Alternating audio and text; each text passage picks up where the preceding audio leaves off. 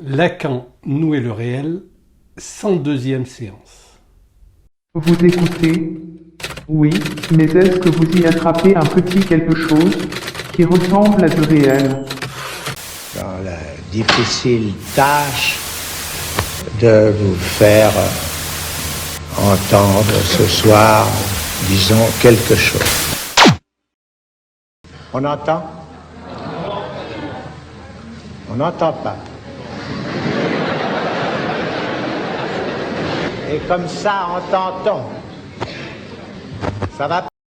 Bon, une question posée depuis l'Italie va nous permettre, enfin j'espère, d'aborder cette notion-là du passage de l'unité à l'unicité, donc deux occurrences du 1, de manière un peu plus précise et va nous permettre justement d'entrer dans la dimension de la topologie, avec notamment, bien sûr, ce que Lacan poursuivra jusqu'à la fin de son enseignement, c'est-à-dire le tort comme un mode de représentation du sujet. Et nous allons voir un peu comment nous allons arriver jusque-là, avec quel saut quantique sur le plan, bien sûr, du langage, avec des procédés, notamment de métonymie et de métaphores, qui sont très intéressants et qui sont absolument uniques à la psychanalyse, bien sûr, puisque la psychanalyse est la seule discipline, j'oserais dire, à faire passer au premier plan cette dimension du sujet, étant entendu que le sujet de la psychanalyse n'est pas à confondre avec le sujet de la philosophie. Ça, je vous renvoie bien sûr à l'herméneutique du sujet de Foucault, où il explore justement toutes les voies de la subjectivité, sauf bien sûr ce qu'il en est du sujet de la psychanalyse. Et le sujet de la psychanalyse, donc, pour répondre à cette question italienne de nos amis transalpins, c'est quel rapport y a-t-il entre ces coches sur la côte d'Antilope et le sujet? Ça paraît quand même vertigineux. Eh bien, ça a tout à voir, la naissance du sujet de la psychanalyse a tout à voir avec ces coches-là, dont vous avez l'image, sur une côte d'Antilope. Qu'est-ce que ça veut dire? Essayons de nous remémorer un peu le développement lacanien suite à la découverte freudienne. Donc, les trois identifications qui sont proposées par Freud sont, selon Lacan, l'axe que prend la psychanalyse pour déterminer le champ qui lui est propre, c'est-à-dire le champ d'inscription du sujet. Sinon, avant que nous soyons dans cette prééminence du sujet, qui, on l'a vu, n'est pas le sujet lui-même, mais plutôt son repérage en tant qu'il est absent, puisqu'il est toujours en aphanésis. Et seule l'identification va permettre de concevoir que, effectivement, ce qui se passe, c'est que il y a un primat du signifiant. C'est ça qui différencie la psychanalyse de tout le reste et qui la rend absolument irréductible à toute intellectualisation, à toute philosophie, à tout ce qui n'est pas le fait de pratiquer sur soi, dans l'expérience, les effets de la psychanalyse. Il y en a qui peuvent parler parce qu'ils ont lu les livres, etc. Mais s'ils n'ont pas fait cette expérience-là, notamment de destitution subjective, qui caractérise la psychanalyse, bien, c'est juste du blabla. Parce que c'est pas de la psychanalyse, justement. Et ce qui différencie la psychanalyse de tout le reste, c'est que Lacan le dit tel que... Je les appelle philosophes parce que ce ne sont pas des psychanalystes. Ils croient dur comme fer parce que la parole, ça n'a pas d'effet. Ils ont tort. Pour apprendre les effets de la parole, il n'y a rien d'autre à faire que de les expérimenter sur soi. C'est-à-dire voir en quoi, justement, la parole a des effets pas seulement sur le sujet, mais des effets de sujet. Alors c'est là que nous repartons de cette fameuse antilope et des coches sur l'antilope. Alors il y a 3 identifications, vous vous en souvenez, qui sont amenées par Freud après sa relecture de Gustave Le Bon, qui, entre parenthèses, est un crétin, comme le dit Lacan, mais des fois les crétins, ça amène des choses intéressantes à condition de savoir les lire, puisque en chacun de nous, il y a un savoir qui dépasse qui nous sommes. C'est pour ça que la psychanalyse permet d'entendre, parce que si vous dites « celui-là, il raconte n'importe quoi, il est inintéressant, etc. » Bien sûr, mais son savoir le dépasse lui-même et il n'en sait rien. Donc il s'agit de dissocier le savoir du sujet qui parle tout en étant marqué par cette absence de savoir, de ce savoir, du sujet tel qu'il se représente lui-même dans son incarnation.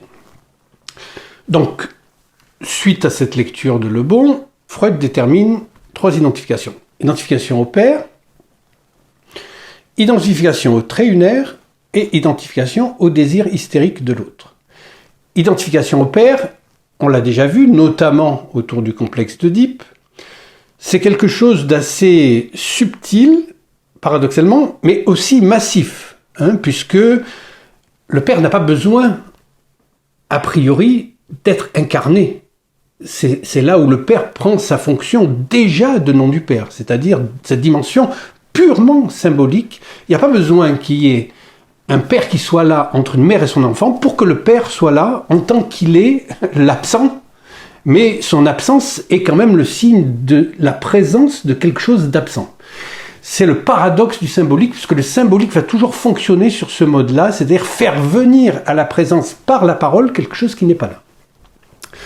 On passe là-dessus, puisque aujourd'hui, ce qui nous intéresse, donc, c'est Lacan se concentre là-dessus, en tout cas à partir du séminaire d'identification, pour faire comprendre quelque chose de la spécificité absolue de la psychanalyse.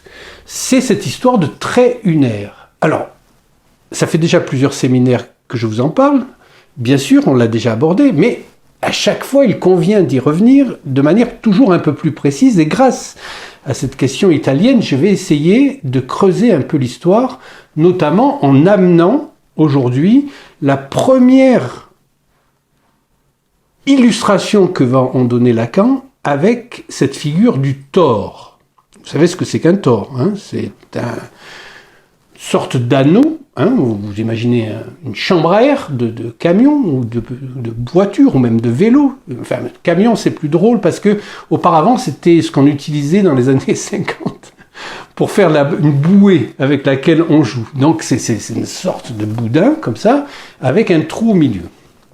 Et qu'est-ce que ça a à voir, ça, avec la corne d'antilope, pas la corne, la côte, pardon, et puis les petites encoches? Eh bien, Lacan se lance sur l'hypothèse que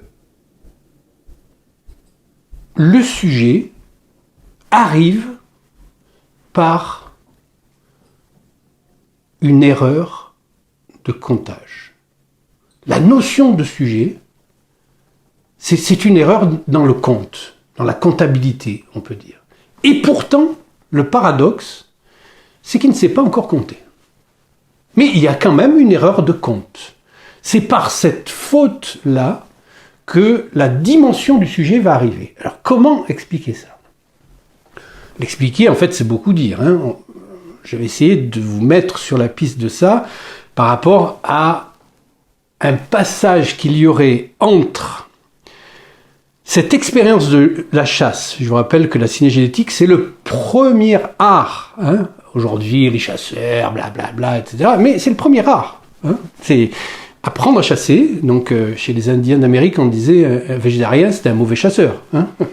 Donc, apprendre à chasser, savoir y faire avec l'animal, et respecter, bien sûr, l'animal, puisque je dirais que l'ensemble des croyances vient aussi des résultats de l'expérimentation de l'homme dans la chasse qui va tuer quelque chose pour s'en nourrir.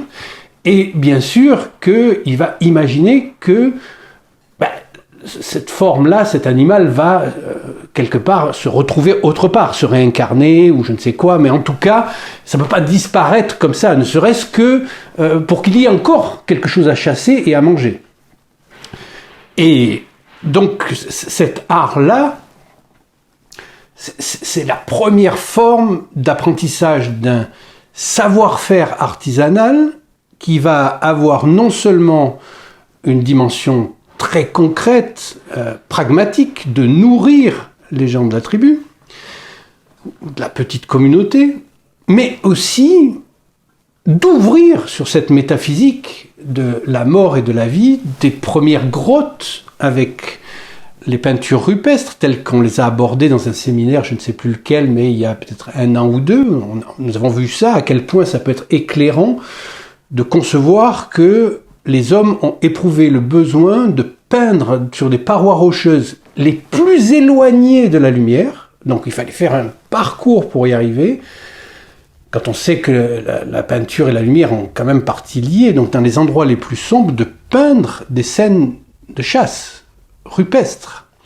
Donc nous avons vu un peu où ça peut nous amener comme considération justement de l'homme dans sa dimension générique, en tant qu'espèce particulière sur la planète. Vous savez comment, maintenant je la définis de manière très précise, c'est l'espèce qui a la responsabilité de la parole, puisque c'est l'espèce qui est susceptible de porter la parole du fait que par rapport à, disons, aux animaux qui en sont le plus proches, les grands singes, le fait que la glotte soit descendue fait que nous sommes des êtres parlants et que de ce fait-là, nous ne sommes plus entièrement conditionnés par un environnement naturel, mais que ce qui nous entoure, nous n'y avons plus accès. Parce que c'est médié par la parole. Nous sommes obligés de passer par la parole. On n'accède plus directement à l'essence des choses. N'importe quelle chose est toujours déjà médiée par la parole. Vous ne pouvez pas faire une expérience directe de quelque chose sans qu'elle n'ait été au préalable médiée par la parole. Pas parce que vous êtes capable de la dire au préalable, mais parce que tout simplement vous êtes un parlant. Donc ce quelque chose qui arrive, vous allez tout de suite essayer de le faire entrer dans une case symbolique. Alors comment nous retrouvons ça ? Nous retrouvons ça avec cette expérience de chasseur là, qui va se former progressivement, être formé lui-même par d'autres qui sont meilleurs que lui et qui vont lui apprendre, et il va réussir son entreprise de chasse, une fois.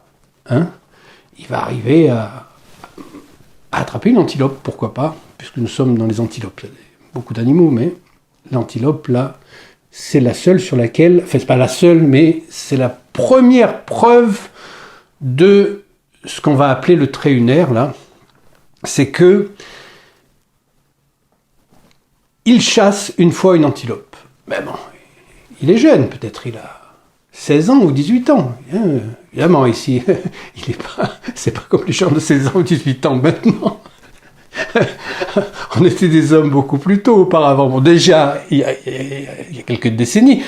Mais alors, à ce temps-là, il n'était pas question de traîner dans les jupes virtuelles. Il fallait se confronter tout de suite quand même à un certain réel. Donc, il va apprendre, et puis il va faire une deuxième chasse, et puis une troisième chasse.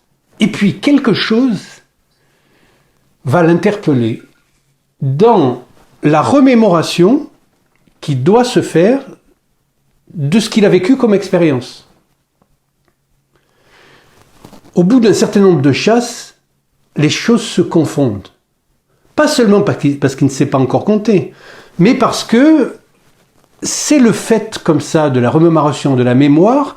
Il y a des recouvrements langagiers qui font... Est-ce que c'est à cette chasse-là que, avant de tomber sur l'antilope, j'ai croisé un tigre ou un mammouth ? Qu'est-ce qui s'est passé ? Quelle est cette chasse-là où tout s'est mal passé ?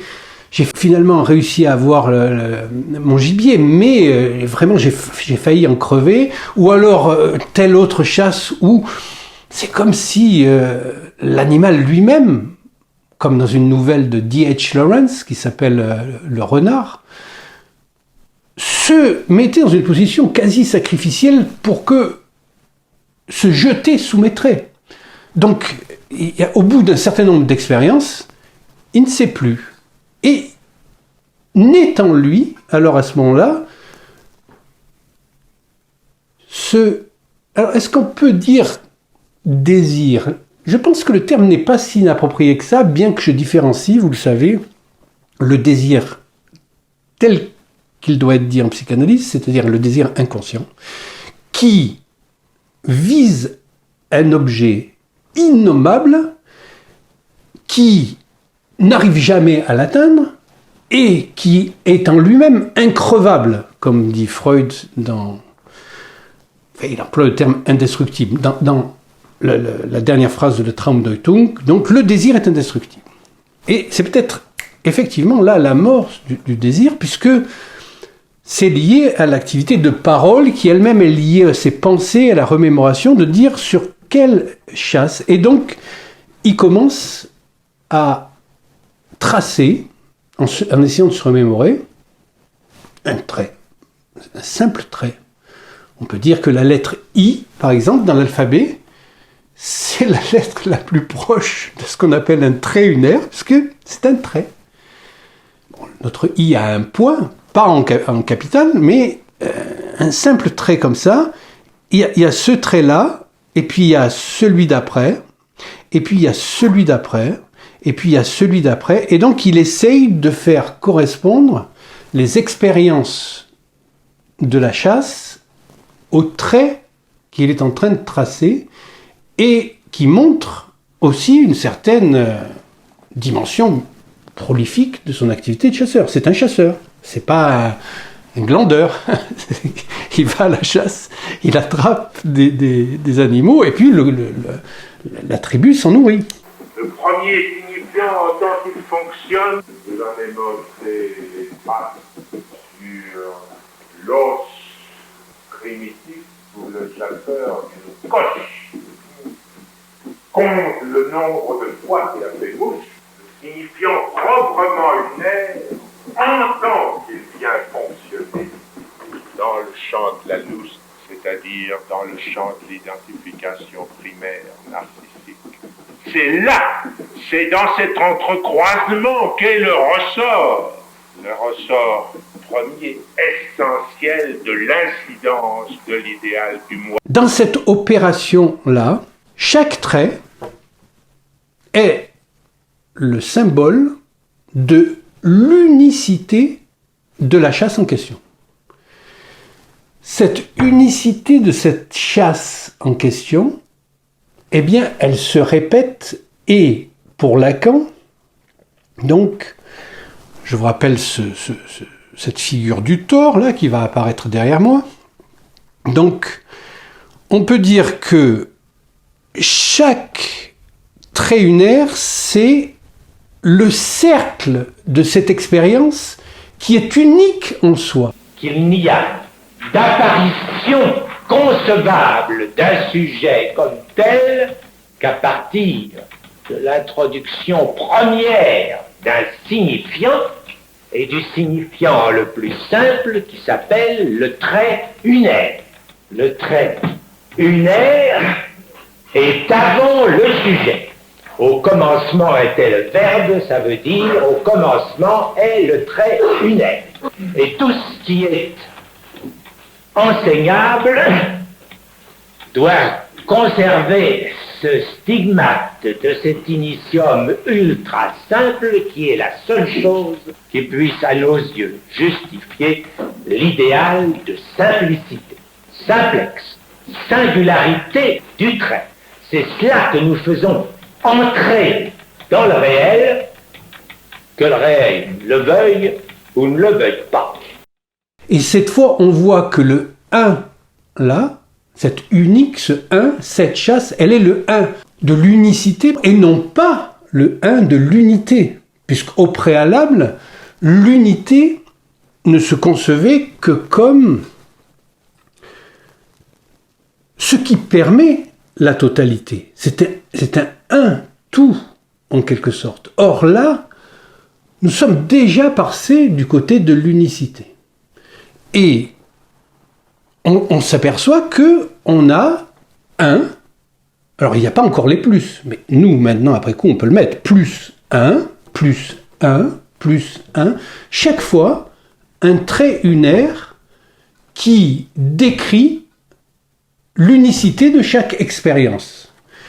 Et donc, le calcul, l'addition de tous ces traits unaires constitue la somme de ce que Lacan appelle les cercles pleins, qui constituent l'anneau du tore.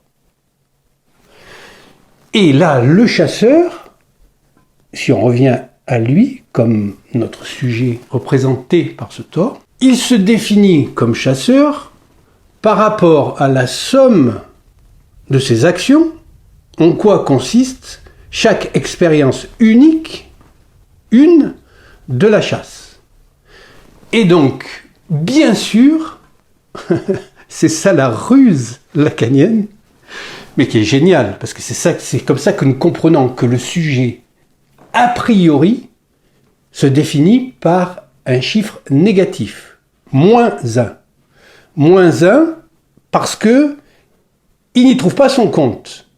Pourquoi n'y trouve-t-il pas son compte? Parce que ceux qui cherchent en faisant ces coches, ou même ceux qui cherchent en refaisant cette expérience de la chasse à l'infini, c'est toujours l'expérience de la première fois, mais qui lui arrive qu'après coup.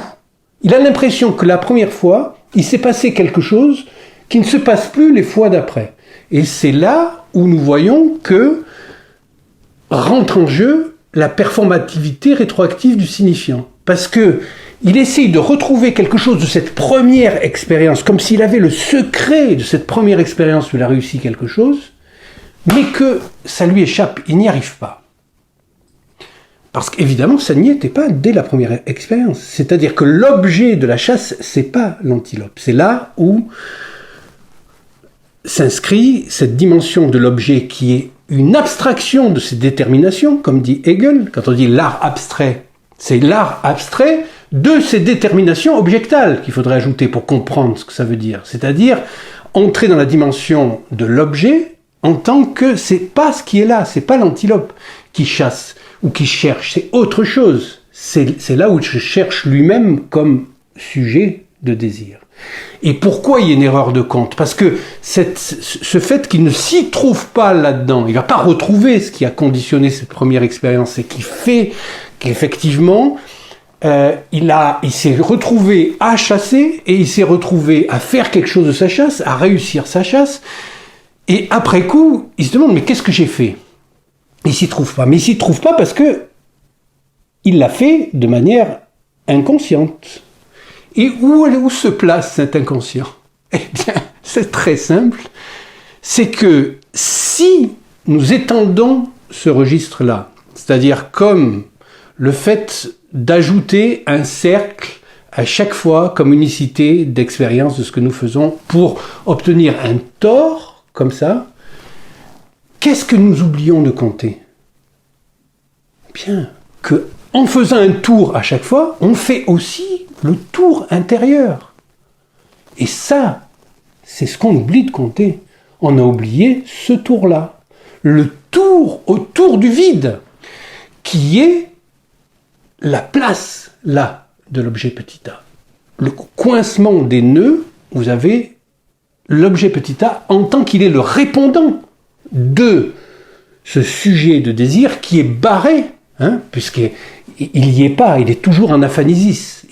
Dès que quelqu'un parle, il parle de son objet de désir en tant que petit a, mais sans le savoir. Donc il est de la compétence de l'analyste de savoir l'identifier dans ses propos et de savoir que ce dont il parle, c'est pas le tour de chacune de ses expériences, mais le tour qui ne compte pas, qu'il n'a pas compté. Et c'est pour ça qu'il y a toujours une erreur de compte dans le sujet, et qu'avant que le sujet puisse compter, déjà, il se méprend sur son compte.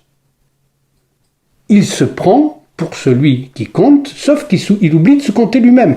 Exactement comme le menteur crétois qui dit tous les crétois sont des menteurs et qui est lui-même crétois. C'est-à-dire que, ou tous les hommes sont mortels de Socrate, etc. C'est-à-dire que cette dimension du sujet de l'énonciation, c'est ce qui disparaît dans tous les autres discours et que révèle seulement le discours analytique.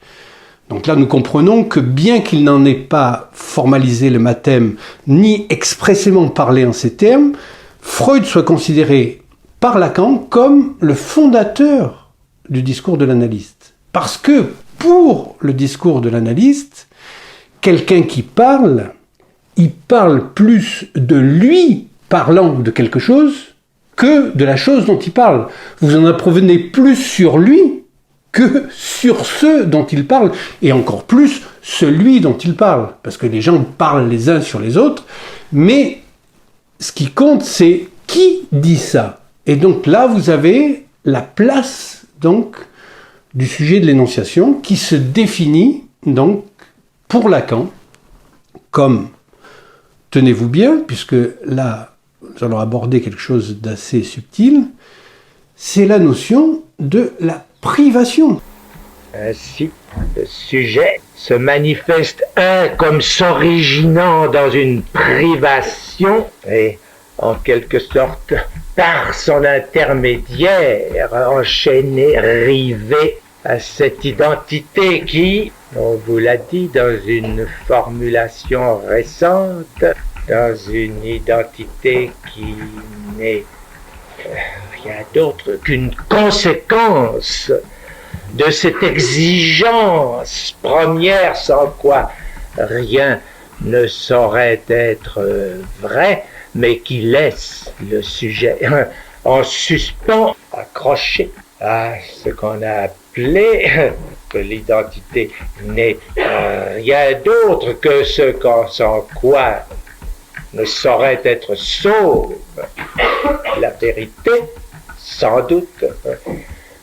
Mais pour nous, analystes, est-ce que la question de l'identification ne se pose pas d'une façon en quelque sorte antérieure au statut de la vérité? Je vous rappelle que dans la privation, le manque est réel. Donc la privation est réelle par rapport à la frustration où le manque est imaginaire, alors que l'objet est réel. Là, avec ce sujet qui manque, on a un manque réel, mais un objet symbolique. L'interdéfinition des manques avec les objets et l'opérateur, c'est la clé de la psychanalyse. Puisque là, nous inversons les perspectives. Au départ, nous le disons, parce que ça a toujours eu lieu, ça aura toujours déjà eu lieu au futur antérieur, c'est que nous sommes des sujets castrés. Ce qui définit le sujet, c'est la castration symbolique. La castration symbolique, ça veut dire que le manque est symbolique et l'objet imaginaire. Donc vous avez le tableau, là, derrière, donc castration, manque symbolique, objet imaginaire. Donc je vous rappelle que quand on dit la castration symbolique, c'est un pléonasme. Mais nous pouvons quand même le dire, puisque ça laisse entendre que ce n'est pas la castration qui est symbolique, mais c'est le symbolique qui est castration. C'est-à-dire que le fait d'être des êtres de parole, donc des porteurs de la parole, nous empêche d'avoir accès au monde réel. Or, cette médiation de la parole. Donc, notre manque du réel, il est symbolique. C'est-à-dire que ce qui nous manque, c'est la parole. C'est-à-dire, nous sommes des êtres de parole, mais il nous manque la parole. Nous devons apprendre à parler. Évidemment, il faut, comme disait l'autre, 2 ans pour apprendre à parler et toute une vie pour apprendre à se taire. Mais c'est pas de ça que nous parlons réellement. C'est que apprendre à parler, ça veut dire apprendre à parler son désir. C'est pas répéter, être dans le psittacisme de tout ce qui se dit, que vous ayez appris à l'école, de vos parents, à la fac, ou je ne sais où, même dans les plus grandes écoles. C'est pas parler. Répéter, c'est pas parler. Parler, c'est ce qui se joue dans le cadre d'une cure analytique. C'est d'apprendre à parler son désir. D'arriver à se laisser parler par la parole pour retrouver dans les rudiments de la parole, justement, l'unicité de son désir. Et là, donc, dans l'Oedipe, nous l'avons déjà vu, je vous renvoie au séminaire, donc, l'expérience de la frustration, qui est le manque imaginaire d'un objet réel, il est exemplifié par cette scène augustinienne remarquable que reprend Lacan du petit bébé, du frère qui voit son autre frère en train de téter. Invidia vient de videre. Et l'invidia la plus exemplaire, au moins pour nous analystes, est celle que j'ai depuis longtemps relevée dans Augustin pour lui donner tout son sort, à savoir celle du petit enfant regardant, dit Augustin, son frère pendu au sein de sa mère, et qui le regarde amare conspectus, un regard amer qui le décompose, fait sur lui-même l'effet d'un poison. Pour comprendre ce qu'est l'invidia dans sa fonction de regard, il ne faut pas la confondre avec la jalousie. Ce que le petit enfant, ou tout aussi bien ce que quiconque envie, ce n'est pas du tout forcément ce comment s'exprime improprement, il pourrait avoir envie. L'enfant, après tout, dont parle Augustin, qui regarde son petit frère, qui nous dit qu'il a encore besoin d'être à la mamelle. Et chacun sait que l'envie est communément provoquée par la possession de biens qui seraient à celui qui envie, à proprement parler, donc un usage dont il ne soupçonne même pas la véritable nature. Telle est la véritable ennui, la véritable envie, celle qui fait pâlir l'envieux devant quoi? Devant l'image d'une complétude qui se referme, et de ceci que le petit A, ce petit A, par rapport à quoi il se suspend comme séparé, peut-être pour un autre la possession dont il se satisfait, la befriedigung. Parce que, justement, l'expérience, là, le fait entrer dans la frustration, c'est-à-dire que, pour lui, l'objet est réel, mais son manque est imaginaire. Il ne manque de rien, là. Il est juste dans la projection de ce qu'il pourrait perdre si le petit frère s'accapare la mâme, et la mâme n'est même pas l'objet visé, puisque derrière la mâme, et ça c'est tout le développement de Lacan qui est génial, sur la remise en cause des catégories, c'est-à-dire des classes. C'est en relisant Kant, et notamment la critique de la raison pure, qu'il découvre ça, que la classe va se définir non pas par la possession d'un trait unaire, mais plutôt son exclusion. Et donc là, on a affaire à un monument de la logique. Une logique, bien sûr, qui passe très largement au-dessus de ceux qui se disent logiciens, mais malheureusement aussi de beaucoup de psychanalystes qui ne comprennent strictement rien à ça. Alors, il ne s'agit pas de le comprendre de manière intellectuelle, ça c'est à la portée de tous ceux qui ont un peu de sens logique, mais de l'appliquer dans la cure et dans la dimension clinique, de voir quelle est la différence entre donc la dimension de la frustration, et il est à noter que dans la frustration, c'est la seule fois où, au lieu de l'opérateur, il y a la mère symbolique, c'est plus le père. Donc, je vous rappelle, objet réel, manque imaginaire, mère symbolique. Ça, c'est la frustration. La privation, vous avez donc le manque qui est réel, donc ce trou-là, le trou du sujet, l'objet qui est symbolique, puisqu'il s'agit du sujet. Donc c'est vraiment la dimension symbolique, c'est l'entrée de l'homme dans le symbole. Et l'opérateur, là, il est imaginaire, c'est le père imaginaire.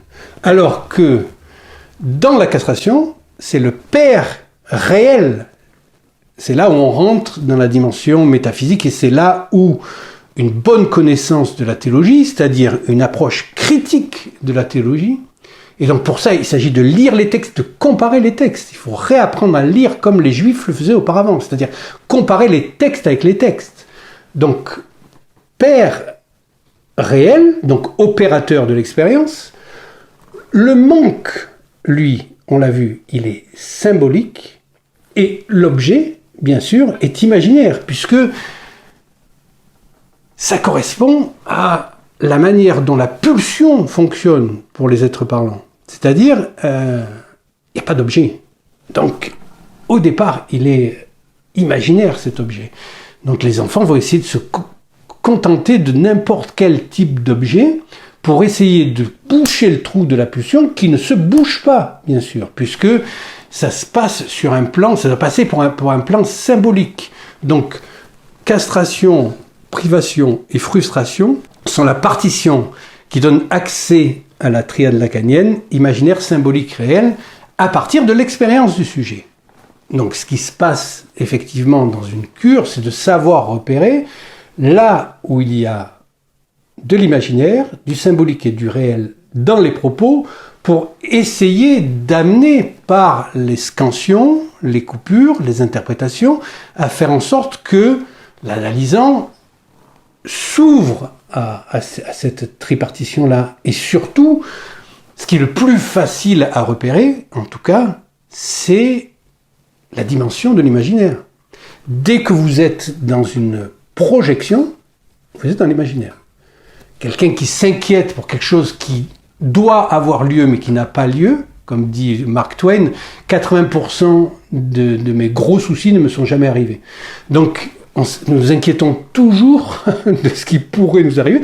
Là, nous sommes dans l'imaginaire, c'est-à-dire que nous sommes dans une dimension où domine l'imaginaire, c'est-à-dire dans notamment l'idéologie. L'idéologie, elle est faite pour ça, puisque l'idéologie, elle est du côté non pas du sujet, mais du côté de l'élimination du sujet.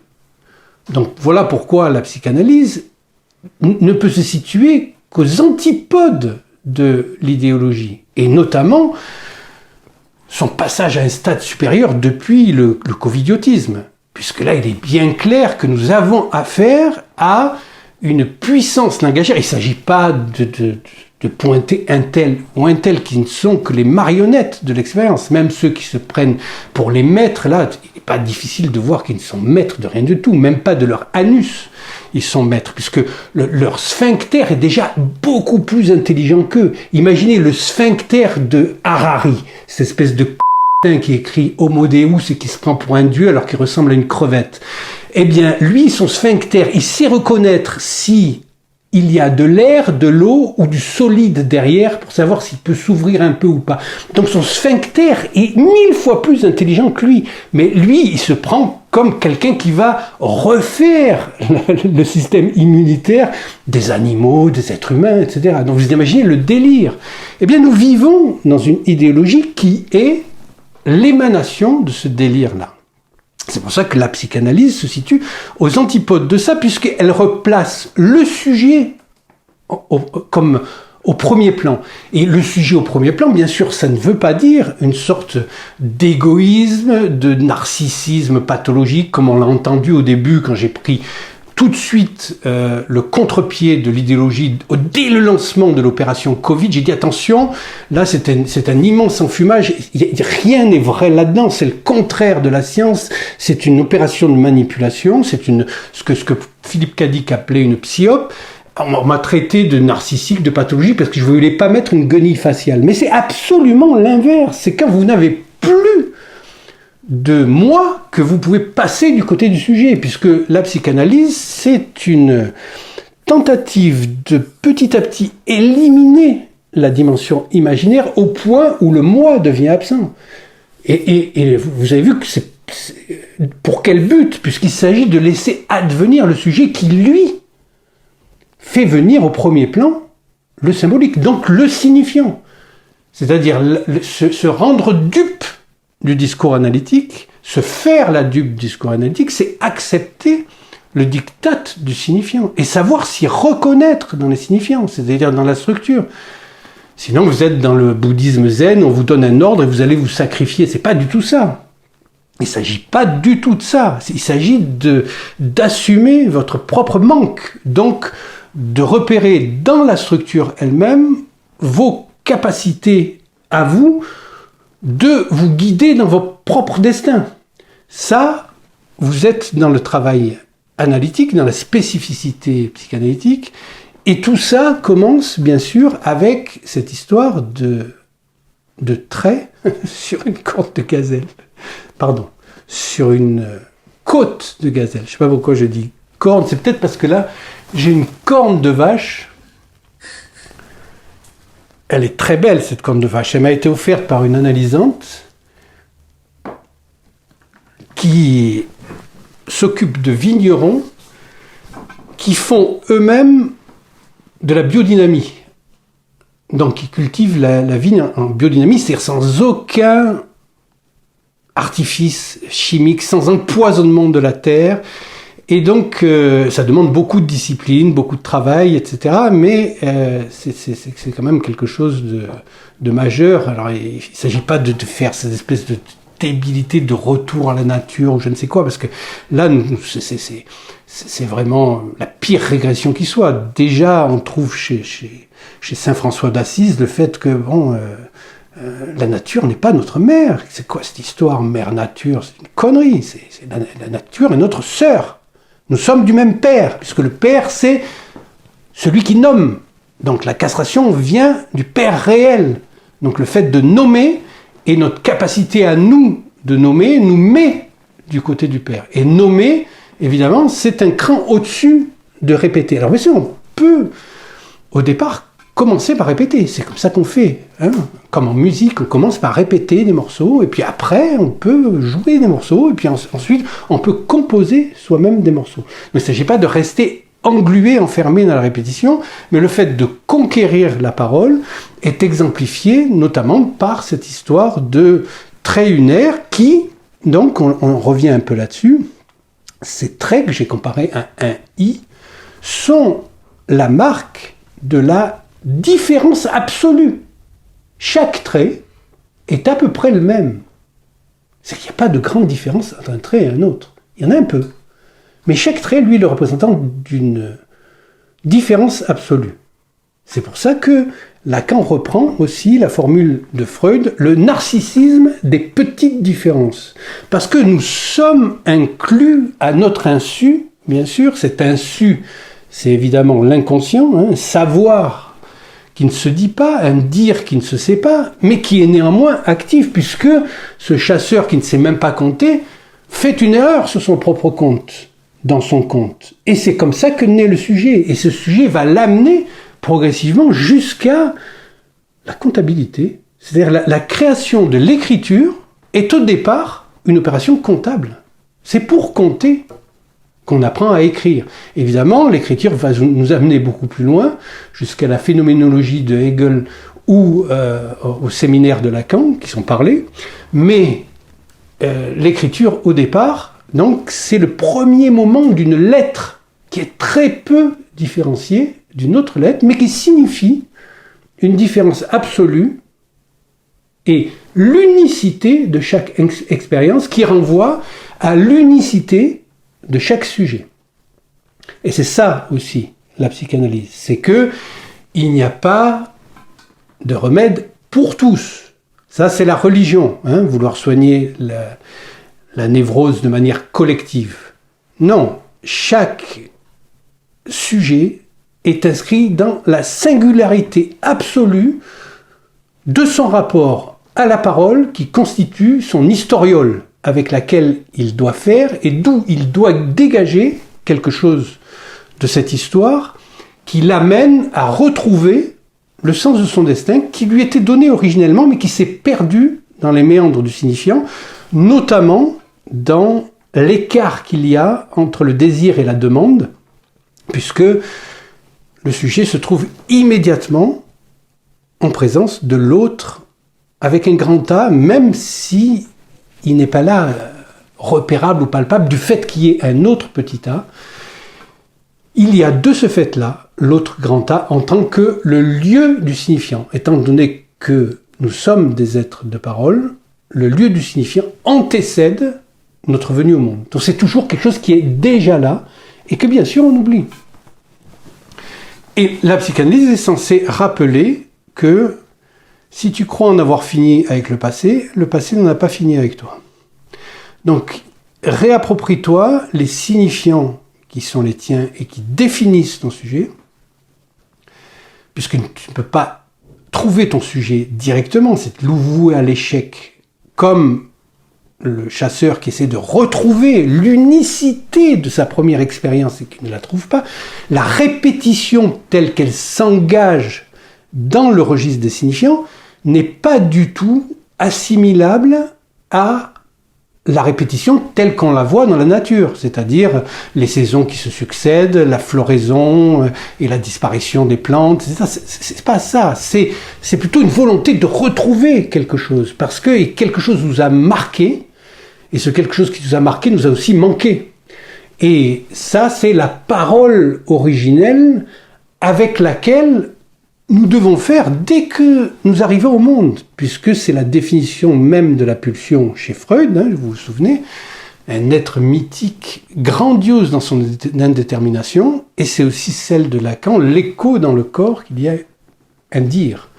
Donc nous avons quelque chose à faire avec ce dire qui déjà nous habite, parce que quelque chose antécède notre présence au monde et nous force à retrouver dans chacune de nos habitudes l'expérience première qui nous a conduit à l'unicité en tant qu'elle n'est plus cette unité originelle d'un tout, mais cette fois, nous passons sous le registre psychanalytique du pas tout. Alors là, je vous rappelle que le physicien Bertrand Russell, qui est malgré tout sur certains aspects contestable et contesté, il n'empêche que sur ce point-là, un système est soit incomplet et cohérent, soit complet et incohérent. Là, nous ne pouvons que nous rendre à l'évidence depuis 2020, il y a maintenant 6 ans, puisque nous sommes début 2026, que la bascule s'est préparée depuis longtemps, au moins 50 ans. Mais elle a eu lieu à ce moment-là. C'est-à-dire la croyance dans la complétude, dans la totalité, qui est liée au système informatique. Vous savez que le système informatique ne peut pas rester incomplet. Vous envoyez un fichier, il ne faut pas qu'il manque une information, un bit, sinon ça ne s'ouvre pas. Ça doit être complet, c'est total, c'est numérique. Donc, vous faites des additions, ça doit être total. Tandis que, quand on est dans l'addition, telle que j'en parle du chasseur, c'est une addition mentale. On n'est pas dans l'addition des torchons et des serviettes avec une expérience qui va donner une totalité réelle à laquelle on croit, etc. On dit confondre l'exactitude avec la vérité. On n'est pas du tout là-dedans. Tandis que là, depuis que nous sommes dans cette espèce de gouvernance informatique, là, des modélisations qui sont passées pour de la science. C'est pas du tout de la science, parce qu'il n'y a aucun réel. Donc, nous sommes dans un système qui se veut complet, puisqu'il est dirigé par la logique informatique, donc il est incohérent. L'incohérent, on la voit, mais tous les jours, à chaque instant. C'est-à-dire que là, les paysans français sont en train de mourir parce qu'on les force à vacciner et à tuer leur bétail pour faire venir on vient de trouver 12 tonnes, là, aujourd'hui, de poulets brésiliens en Bretagne. Donc, qui ne sont pas soumis aux mêmes règles, parce que là-bas, on a le droit de les traiter aux hormones, on a le droit de leur foutre des antibiotiques, etc. Et donc, on vous fait croire que c'est pour vous protéger, mais en vérité, ce n'est que du business. Et c'est du business à un niveau auquel nous n'avons pas accès, puisque c'est des échanges. L'oligarque ukrainien qui possède la production de poulets en Ukraine inonde le monde entier avec des poulets qui ne sont pas nos poulets. Donc je suis pas là pour dire il faut absolument que nous ayons nos poulets, mais quand même un peu. C'est-à-dire qu'il s'agit de comprendre que ce système-là, si ce système déconne, c'est pas qu'une question de personnalité politique, c'est une question de logique, et c'est une question de dérive civilisationnelle. Donc jusqu'à auparavant, il y avait une acceptation du fait que le système était faillible. Il y avait une faille, il n'était pas complet.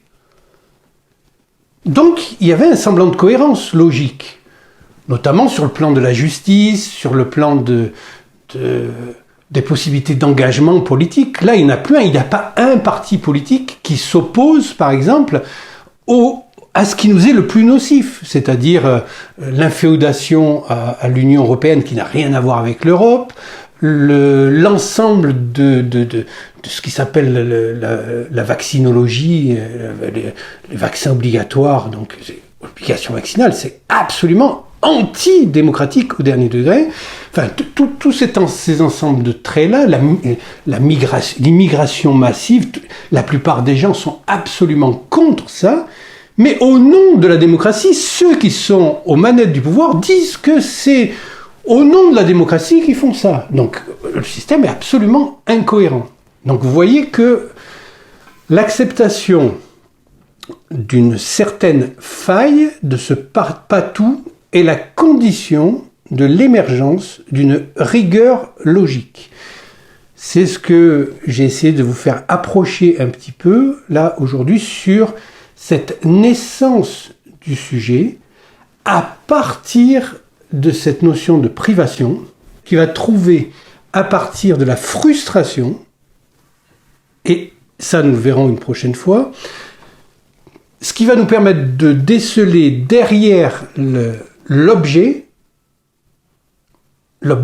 en tant qu'il est objet cause du désir, c'est-à-dire une abstraction au même titre que le sujet de la psychanalyse, parce que il est abstrait de toutes ces déterminations. Et ce qui définit un sujet, c'est qu'il est absent de tout prédicat, donc de toute détermination.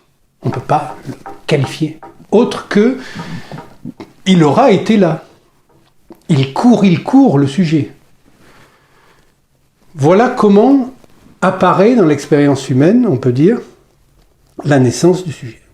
Comment on peut la faire apparaître, en tout cas comme ça, à partir de cette notion-là d'identification au trait unaire, qui est une révolution opérée par Freud et qui, aujourd'hui, est extrêmement peu prise en compte et même étudiée, en tout cas dans ses conséquences, y compris par les psychanalystes eux-mêmes.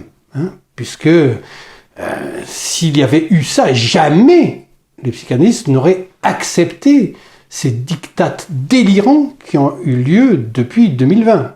De ne pas boire son café debout, etc. Toutes ces conneries-là, c'est quand même la preuve de la décérébration massive en quoi consiste l'éradication du sujet, qui est la condition de développement de ce que ces gens-là au pouvoir, qui ne sont pas des scientifiques, appellent la science.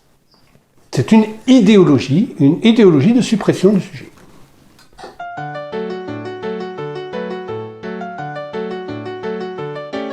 C'est une très bonne question. Si la logique est trouée, elle aussi, en preuve de son patou, et ça j'en parlerai aussi la prochaine fois, c'est qu'il faut considérer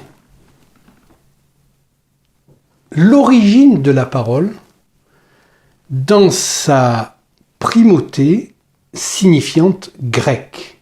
Donc il y a deux mots pour dire parole en grec ancien. Il y en a plus que ça. Il y a aussi épos, mais on va passer sur ce qui n'est pas pour nous une dialectique la plus fondamentale, c'est mutos et logos. Mutos, c'est la parole qui fait être. C'est-à-dire que c'est la dimension discursive d'un propos qui donne consistance à un être. Ça n'a pas besoin d'avoir été dans la réalité. On dit le mythe d'Œdipe. On se fout que Oedipe ait existé dans la réalité, de manière que les Juifs, heureusement pour eux, se foutent de savoir si Ève a existé dans la réalité. C'est du texte. Donc ça, c'est la parole mythique.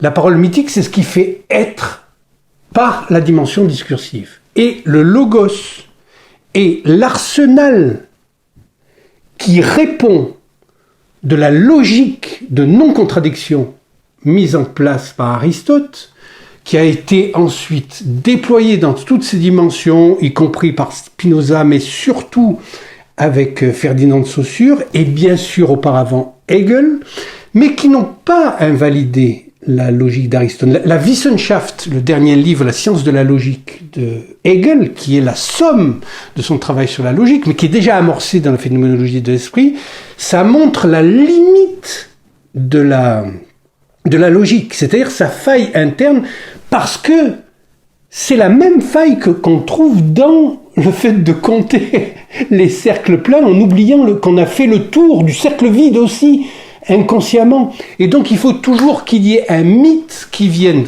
capitonner un ensemble logique. Chez Freud, ce mythe, c'est le père de la horde primitive. Et chez Lacan, c'est le mythe de la lamelle, qui est la manière dont il donne à entendre ce qu'il en est de la libido en tant qu'elle est la vie absolue, non mortelle, qui est toujours là et qui ne disparaît pas quand on casse l'œuf. Il dit, pour obtenir l'omelette, aujourd'hui il n'y a plus d'hommes, il n'y a que des omelettes pratiquement. Il reste ce fragment, mais je développerai ça dans un prochain séminaire. Eh bien, oui, effectivement, l'inconsistance de la logique, c'est justement ce qui permet, comme dans le jeu de taquin, que les choses puissent se mettre en place et créer des figures dont nous pouvons nous servir dans notre expérience subjective qui est absolument singulière et avec laquelle nous devons faire, puisque c'est comme ça que nous allons vers la mort et que ce n'est plus la même mort que quand nous mourrons connement, c'est-à-dire sans savoir pourquoi nous avons vécu. C'est-à-dire la dimension du sujet, c'est ce qui revient au premier plan, et cette dimension du sujet, c'est déjà ce qui manque dans la parole. Puisque c'est à partir du sujet, qui lui-même est un effet du signifiant, donc le sujet est rejeté par le signifiant, il faut qu'il accepte ce rejet du signifiant, et puis il faut qu'il rejette le rejet lui-même. C'est ça le plus important. Et là, pour illustrer ça, j'ai une petite anecdote qui est très intéressante. Récemment, j'ai eu un désaccord avec quelqu'un qui se situe dans le même champ d'expérimentation dans lequel je suis. Et il y a quelque temps, j'ai relayé un texte de Žižek, parce que j'ai commencé par aimer beaucoup Žižek. Ensuite, j'ai constaté la supercherie qu'il était devenu pour l'université anglaise, notamment au moment de son mariage, et il est revenu à fond dans le discours universitaire, mais il a dit des choses très intéressantes, et notamment dans le chaudron cassé. Il a fait état d'une anecdote qui aurait pu être très très forte au moment où ça s'est passé, l'espèce d'obligation vaccinale déguisée, qui est une pure saloperie, parce que ça, il n'y a absolument rien de démocratique là-dedans. Il raconte que le peuple vietnamien, pour lequel j'ai la plus profonde estime, parce que c'est ces braves Vietnamiens, dont j'ai connu plusieurs représentants et que j'ai toujours appréciés, sont un peuple très courageux. Et ils ont quand même subi les invasions des Russes, des Chinois, des Américains, des Français. Ils ont fini quand même par foutre tout le monde dehors, alors qu'ils ont été colonisés de toutes parts. Et c'est comme si il y avait une espèce en eux de puissance de refuser cette injonction à la consommation américaine là qui commande tout et qui fait que l'anecdote c'est les Américains arrivent dans un village et pour montrer que, comme ils le font partout, leur invasion, finalement, elle est humanitaire. Ils sont là pour promouvoir la démocratie, libérer les peuples de leurs tyrans, bien sûr. Et donc, ils vaccinent les enfants. Et une fois que les résistants reprennent le village, ils coupent le bras de tous les enfants qui ont été vaccinés à l'endroit où ils ont été vaccinés, pour dire... On refuse, même soi-disant, votre bonté, parce qu'elle est du même ordre que vos bombes, c'est la même chose. Voilà. Que ça ait eu lieu ou pas, parce qu'après, lui me dit, oui, mais ça n'a pas eu lieu, les gens ne retrouvent pas ça, etc. Mais on s'en fout. C'est une parole mythique, ça. C'est-à-dire d'inventer ça, comme disent les Italiens, si non è vero, è anche più bello. Si ce n'est pas vrai, c'est encore plus beau. Parce que ça montre que la logique, elle y est, là. Si vous acceptez les McDo et toutes les saloperies américaines, pourquoi vous avez refusé le Moderna ou le Pfizer? C'est la même chose. Vous croyez que ça nourrit les McDo? Voilà, c'est pareil. Donc, quand on refuse, on refuse. On refuse ce genre de logique parce que on refuse ce discours-là. Et je vous le rappelle, quand on dit le racisme, etc. Non, il n'y a de race que de discours. C'est pas une histoire de couleur de peau, de conditions, je sais pas quoi. C'est une question de discours. Il n'y a de race que de discours. Il s'agit de refuser ce discours-là.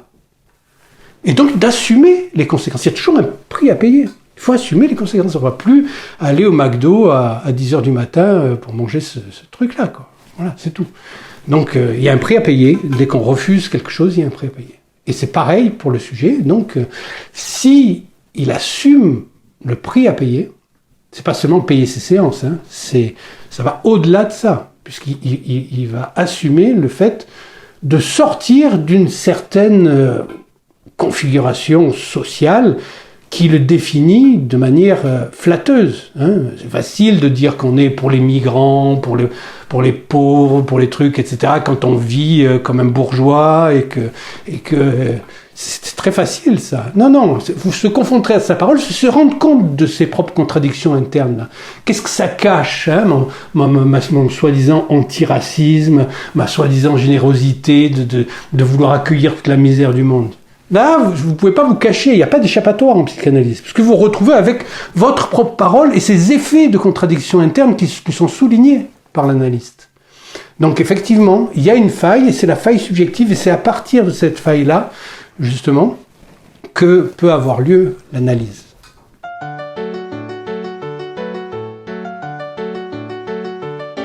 Ben voilà, le jeu de taquin peut être considéré comme le représentant de la logique élastique qui a lieu du fait du signifiant que un signifiant peut avoir plusieurs signifiés et les équivoques signifiants peuvent se promener dans plusieurs registres et c'est effectivement, ça a quelque chose à voir avec cette élasticité-là qui nous permet d'entrer dans les possibilités du signifiant et qui a un rapport avec notre propre élasticité corporelle a priori, c'est-à-dire celle qui avait cours quand nous étions dans le ventre de notre mère.